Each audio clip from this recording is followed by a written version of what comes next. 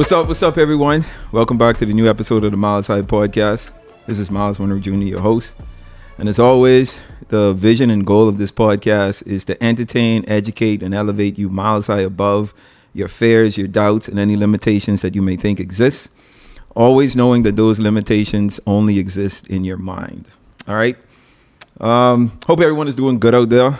I'm doing well.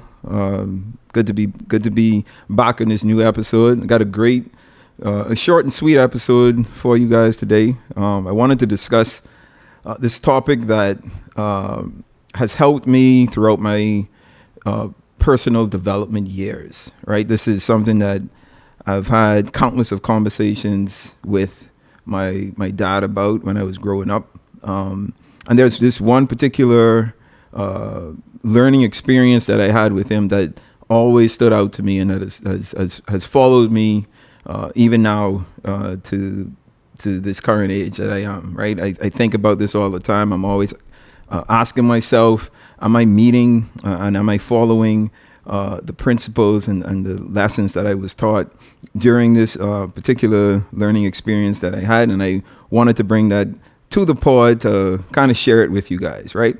So the topic for this pod is going to be simply good versus right. Okay, good versus right. I want to start with a story that my dad had explained during a dinner session that we had with a group of individuals, right? And these were the type of sessions that I enjoyed because I had an opportunity to, at least in these sessions, I feel like my dad had the opportunity to be a bit more intimate and be a bit more detailed in the way that he would explain certain principles and certain life lessons, right? And I don't remember how we particularly got on the topic of good and right, but he used a story that, an illustration that always stood out to me. He used me as an example. Maybe that's why it stood out to me, right? But he was talking to the group and he was trying to explain the difference between good and right. And he said, imagine my son and I being at home, and I'm about to leave to go out, and I tell my son, I want you to wash the dishes for me. And my son says, okay, and I leave, and my son does everything else but wash the dishes, right? He cleans the kitchen floor, he cleans the kitchen cabinets, he cleans his room, he makes his bed, washes his clothes, vacuums the floor, does all of these things that would be considered good things to do, right? But did not do the one thing that he had asked me to do. My dad had asked me to do. And, returning home, he comes to me, still sees the dishes in the wash, and, just confused, just asking me like, why didn't you wash the dishes? And I come to him and be like, Dad, I didn't wash the dishes, but there's a clean room that I have. There are some clean kitchen floors. The cabinets have been wiped down. I showed him all of these good things that I did, but, not doing the one thing that he asked me to do. And he used this illustration to show that, the tasks that I did, the chores that I did were good chores, right? Generally speaking, they would be deemed good chores that someone could do. So he told me that, I did everything that I was supposed to do except the one thing that he asked me to do, right? And, me thinking about that, sitting there around that table, that stood out to me, right? Because here we are as individuals, we do all of these good deeds, do all of these good things in life, and we think that we're because we're doing these good things, like we're good people, right? But I think the question that we need to ask ourselves always is, are we doing the right thing? Sure, we're doing good deeds. Sure, we're doing good things. But is it the right thing to do, right? This reminds me of this book that I read, or this excerpt that I read from this book by Dr. William Measham. I hope I'm pronouncing his name right. Dr. William Measham. And the name of the book is The Good and the Right. And I just want to read this excerpt for you. So it goes, the good has to do with achievement of goals. The right has to do with the laws and rules. The goodness paradigm recognizes that people have desires and aspirations and frames values in terms of what enables a being to achieve its ends. The rightness paradigm recognizes that people live in groups that require organization and regulation and frames values in terms of duty and conformance to rules. So simply put, what that's saying is, the main difference between good versus right is good has a lot to do with like our personal aspirations, right? The things that we deem good things to do, and right has a lot to do with like laws and rules and regulations that are put in place, whether in our nation, whether in our organizations or in our societies or in our communities. So in figuring out whether we're doing the good or the right thing, I think the first thing we need to line ourselves up with is laws, right? Rules and laws, because laws determine right from wrong, right? And I think we can all agree on that. And then good kind of falls along the lines of like, are we being good to our neighbors? Are we being good to our fellow community men and women? I think the battle between good versus right is something that we experience a lot in our political worlds, in our business worlds, and all these other industries that we inhabit, right? That we work through, these worlds that we live and operate in.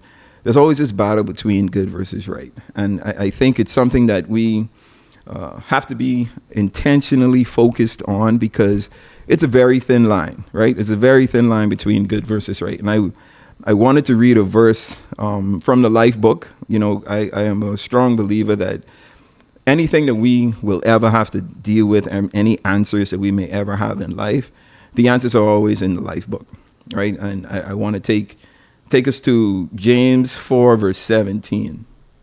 Okay, James 4, verse 17. And it says, "So whoever knows the right thing to do and does not do it, for him it is sin." I'll read it again. "Whoever knows the right thing to do and does not do it, for him it is sin." And simply put, that's really telling us that the knowledge of the law, the knowledge of right versus wrong, holds us accountable to doing the right thing. I think if we don't know, right from wrong, and as children, like, we don't know what is right from wrong. So growing up, us doing wrong versus right, it's a real tug and pull when it comes to kids, because my friends and I, we have this conversation on like, when do you start punishing your kids for doing wrong? And I think the base of the argument is, well, does your kid know any better? Because if your kid doesn't know any better, then how could they decipher right from wrong?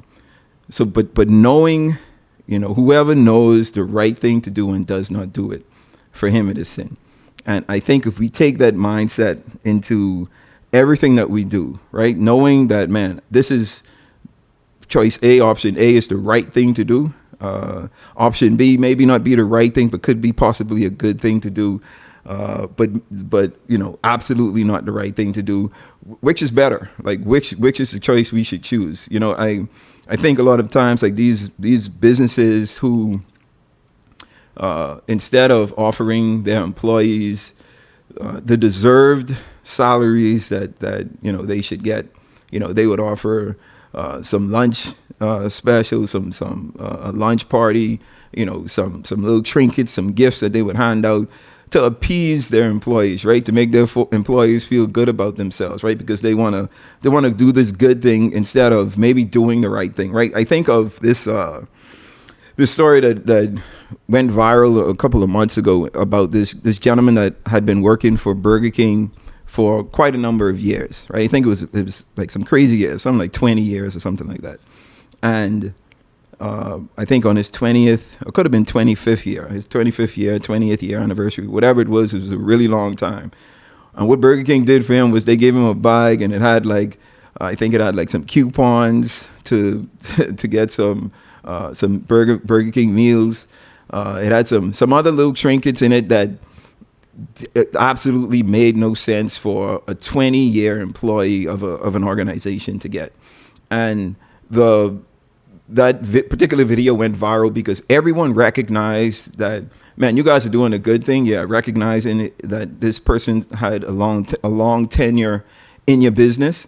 But come on, man, like, you guys giving this 20-year employee some burger coupons, a pen, whatever else it was that he got, right? And everyone knew that, man, the right thing to do was to compensate that man, give him a raise, give him a promotion, something that equals the energy and time that he has given to this organization. And what came out of that was the public then turned around and did the right thing. The public decided, man, we want to start a GoFundMe for this gentleman. And I think there is, somewhat of like maybe $20,000-$30,000 that was given to him. And I think that just showed me, man, like these organizations know exactly what they're doing, right? They don't want to do what we all know is the right thing to do. They just want to do these good deeds to appease their employees, to appease themselves, to appease their subconscious, to make them feel good about, yes, this employee has been working with us for 20 years, 30 years, whatever the length of time was. But man, if we can get away with doing this good thing, I want to do this. I prefer to do this. And I don't think that's the way we should live. And I think even in our political world, right, especially in the Bahamas, like I know every election season, like you see roads getting paved, you see grocery bags being handed out, you see even money like being given out to persons in different communities. And all of it is to not really do the right thing, right? Or what we would consider the right thing to do, which is like be good political individuals and be good community representatives. But instead they try to appease these individuals for their votes during the current election season. And I always say, man, if you guys do the right thing or do what you're supposed to do what you were elected to do for those 4 or 5 years that you were in office, you wouldn't have to give out these things during election season, right? Because the people would have seen the impact that you've had in the community and in the country and would want you to serve them. So I think those individuals who have to go and do these bribery, essentially is what it is, right? Those individuals who haven't been doing anything, right, have been lazy, have been maybe enjoying the spoils of their position as opposed to impacting and influencing the communities that they were elected to serve, and have to go above and beyond then now to be reelected, because I think they know that the people know you haven't done anything for me, so what are you going to do for me now? And I think that's what we're presented with. So if we could focus on doing what is right, and I think it's really all relative. There's a very thin line. But I think we all know the right thing to do. I think a good example of it is with my wife and I. Now, this is a real simplistic example, right? But I think it speaks wonders, because these are the kind of good and right things that we possibly deal with on an ongoing basis, right? So I had just come from the gym one morning. Usually when I come from the gym, I have me a protein shake, and then I go up and take a shower, and I come down and make some breakfast, and I start the rest of my day. This particular day, I walked in from the gym, was mixing my protein shake. My wife was like, hey, want to make breakfast for you? She wants to do a good deed for me. And I was like, all right, sure. I'm not going to turn down someone making breakfast for me. So she asked me what I want. I was like, okay, I'm on a little gym regimen right now, so all I want is some egg whites and some toast, right? And I proceeded to go upstairs, take my shower, and come back downstairs. Now, coming back downstairs, obviously I expected to have some egg whites and toast prepared and ready for me to enjoy, right? But to my surprise, my wife had made me a Bahamian delicacy. She made me tuna fish and grits. And ladies and gentlemen, I came down, saw the tuna fish and grits, looked at my wife, kind of bewildered. And I was like, what's this? She's like, oh, I made you some tuna fish and grits. And I was like, but didn't we agree that you would make egg whites and a slice of toast? And she was like, yeah, but this is what I wanted to make. And I just looked at her with a puzzled look, and I was like, really? Like, what? And it kind of caused like a little rift that morning, right? So we had a little back and forth. And she couldn't understand why I was upset. And because she felt like she did this good deed. Like I went up, what she felt was it was a great deed. what she felt was above and beyond for making me breakfast. And I'm like, yeah, that's fine. But I, gave you a specific request that, like, this is what I wanted. This is what I would have expected you to do. And I didn't ask you to make breakfast for me. You offered to make breakfast for me. And, that's the kind of way I looked at it. But she couldn't understand why I wasn't appreciative. Even though she didn't make what I wanted, she made breakfast for me nonetheless. And she felt like she slaved over this plate of food that she made. And I was not appreciative. And, it took us having a couple of hours of conversation for her to realize, like, okay, like I get it now. A certain request or instructions were given. I didn't follow those instructions. I did what I wanted to do, what I felt you would have liked, what I felt was something that I wanted to do for you to like. But it wasn't the right thing to do because it wasn't according to the instructions that were given. And I think we kind of got past that, and I think she learned a really good lesson, right? Yeah, it was a good lesson. You sure? Mm-hmm. So no more tuna fish and grits if I don't ask for it. You know what? Just ungrateful. Nah, so that was a real simple example, but that's the kind of things we go through on a day-to-day basis, right? There's these laws, these regulations, these instructions that we're given, and we kind of avoid, doing those specific instructions, and we instead do things that we think are good or just as good as the instructions. And essentially, that's the main and major difference between good versus right, and that's what we, kind of deal with on an ongoing basis. This reminds me of a teaching that I saw of my dad just the other day. And he made a statement that really stood out to me, and it reminded me of this particular topic, right? He said, don't just make decisions, study consequences. And that was so profound to me, right? Because sometimes we make these snap decisions and don't really think of the consequences of these decisions, right? And I think if we take our time to study the consequences and not just look at the decisions that we have to make, I think we'll all be in a better place, in a better position at the end of the day. And when it comes to good versus right, like if we weigh, like, is this something that I want to do, or is this something that I am supposed to do, that I was instructed to do, or that I'm abiding by, or in right standing with some particular law or instructions? These are the detailed differences between good versus right. And I think if we are intentional about focusing on doing the right thing, not just a good thing, I think we'll all be in a better place. All right, so that brings us to the portion of the episode where I leave with you a milestone. And this week, milestone is very simple.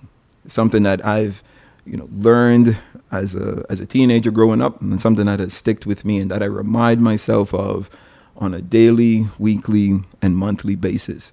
And the milestone today is simply, when in doubt, do what is right. When in doubt, do what is right. So that means whatever dilemma you're in, whatever options you have, ensure that you're doing the right thing. And I think about this constantly in my personal life, my professional life, and the businesses that I have to make decisions in, because sometimes we're faced with these decisions that may not necessarily benefit the business, but could benefit us personally, right? We are presented with these options where we could, pad our pockets, so to speak. And it's really not the right thing to do. It's a good thing to do because, I'm doing a good thing for me, doing a good deed for myself, but it's selfish. And, whenever we're in doubt, if we're not sure what decision to make, always choose the right decision. All right. And just wanted to leave that with you guys today. All right. So that brings us to the end of this episode. This one was short and sweet, but still a topic that I think is impactful and filled with a lot of principles that we can apply to our personal and our professional lives. All right. So I hope you enjoyed. Let's have a conversation in the comments. If you want, shoot me a message. I'd love to hear your feedback on this one, because I feel like this one really hits close to home and is that much special. And I think if you could learn from this, what I have been able to learn from it, I'd just be curious to know your thoughts and opinions on it. All right. So as you know, with this podcast, my vision and goal is to always entertain, educate, and elevate you miles high above your fears, your doubts, and any limitations that you may think exist, always knowing that those limitations only exist in your mind. All right, until next time, You guys be blessed.